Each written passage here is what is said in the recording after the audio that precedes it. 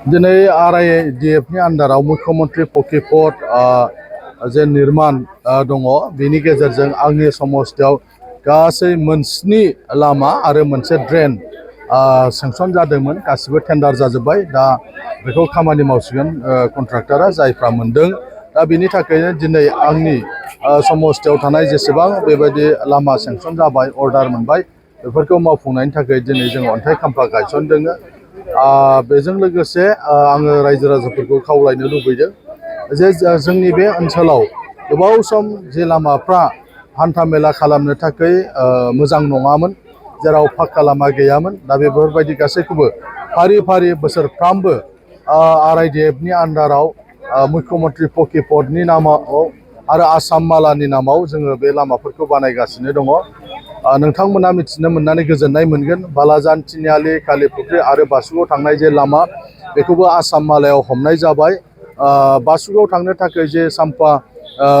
दैनि सायाव ब्रिज नांगौमोन बेखौबो हमनाय जाबाय गोबाव बोसोर रायजो राजाफ्रा लुबैदोंमोन जाहाथे जों तिनिआलिनि मानसिफ्रा बासुगाव थाङोबा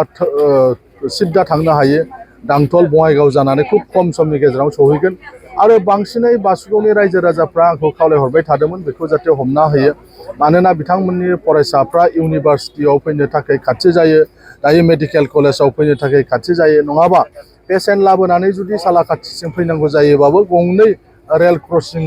खालामनो गोनां जायो आरो जुदि टाउनजों फैनांगौबा सरायखला क'क्राझार टाउन जानानैसो मेडिकेल कलेजाव फैनो गोनां जायो जोबोद माने उसुबिदा जायो दा बिनि थाखाय बिथांमोनाबो गोजोननाय फोरमायदों जे देग्लाय आसाम मालायाव जे तिनिआलि कालीपुख्रि आरो बासुगाव लामाया जे हमजाबाय आरो बिनि सायाव जे ब्रिज जासिगोन ओंखायनो जोबोद गोजोननाय फोरमायदों दा बेबायदि गोबां हाबाफारि दङ जोंहा गौरां हाई स्कुलनि खाथियाव 40 लाखनि आरोबाव मोनसे कमिउनिटि हल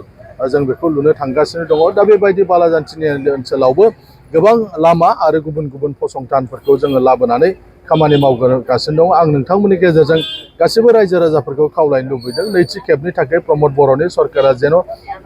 फैयो आरो बाहाय जोङो जिहेतु प्रमद बर'आ गोजोन खौसेथि आरो जौगानायनि थाखाय हाबा मावगासिनो दं बेनिखायनो बालाजान तिनिआलि ओनसोलनि रायजो राजाफोरखौबो बे देबोरगाव समस्थियाव जाहाथे ट्रेक्टरनि सावगारियाव भट होनानै इउपिपिएलनि बिजाथिखौ जाहाथे देरहासार खालामनो हायो बिनि थाखाय आङो नोंथांमोननि गेजेरजों खावलायहरदों दिनै लावरिपारायाव ड्रेन होनाय जाबाय बालाजान तिनिआलियाव दङ भुटियापारायाव दङ सिम्बोरगावआव दङ सालाकाथि बाजाराव दङ फुकागाव लामायाव दङ कारिगावआव दङ बेबायदि गासै मोनस्नि लामा आरो मोनसे ड्रेन दङ बेखौ दिनै गासैखौबो मावफुंनाय जागोन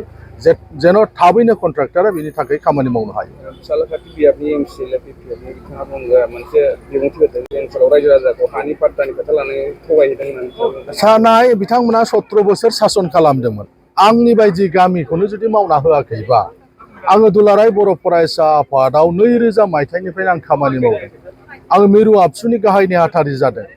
अब्लाबो जोंनि गामिखौ बिथांमोना मावनानै होआखै दा बे दाया सोरनि बे दायाथ' आंनि नङाना बे दाया बिपिएफ सरकारनि बिथांमोना जोंनि बायदि गामि जेराव जेरावनाखि जोङो फरायसा आफाद एबसुनि दैदेनगिरि दङ अपोजिसन पार्टिनि लिडारफोर दङ अपोजिसन पार्टिनि सोद्रोमाफोर दङ बेफोरबायदि जायगायाव हानिबो पाट्टा मावना होआखै लामा दालांबो बानायना होआखै दा जों सरकार फैनायखाय दिनै जोङो जोंनि गामिजों लोगोसे गुबुन गुबुन गामिनि जायफ्रा हानि पाट्टा मोनाखैमोन जों बेखौ मावनानै होदों जों दिनै लामा मावना होदों जों दालां मावनानै होदों बिथाङा 10 बोसोर एमोन दिनै सालाकाथियाव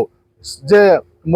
हस्पिटाला जे देरनांगौ बिनि थाखाय जेबो खालामाखै आं मात्र बोसोरसेल' मोनदों सालाकाथि ओनसोलाव एमएलए जानानै खामानि मावनाय दा सालाकाथिनि स्टेट डिस्पेन्सारिखौ आङो दायो मडेल हस्पिटाल सिआव आङो बेखौ आपग्रेड खालामना होबाय खुरसा खाथियाव दायो साब हेल्थ सेन्टार जागोन धोरोमपुराव दायो साब हेल्थ सेन्टार जागोन निउ बासबारियाव दिनै साब हेल्थ सेन्टार जागोन आरो ब्रह्मपुरावबो दङ दा बेबायदि सालाकाथि समस्थियाव मोनब्रै साब हेल्थ सेन्टार आरो सालाकाथिनि जे हस्पिटाल बेयो मडेल हस्पिटाल जाबाय बिथाङासो खालामनांगौमोन 10 बोसोर बिथाङा एममोन 5 बोसोर एमसिएलएमोन खिन्थु बिथाङा गावनि समस्थियाव बेबायदि